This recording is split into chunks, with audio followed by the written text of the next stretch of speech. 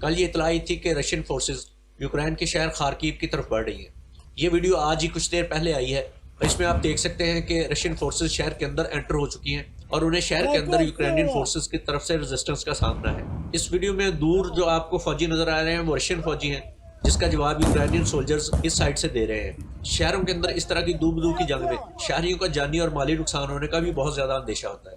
Kharkiv एक बड़ा important city है।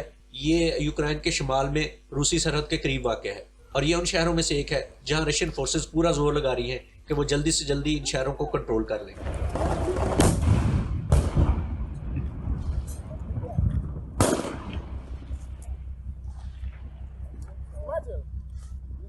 इस तरह की और अपडेट्स के लिए इस चैनल को सब्सक्राइब कर लें ताकि बर वक्त आपको यूक्रेन की जंग की बदलती हुई सिचुएशन का पता चल सके।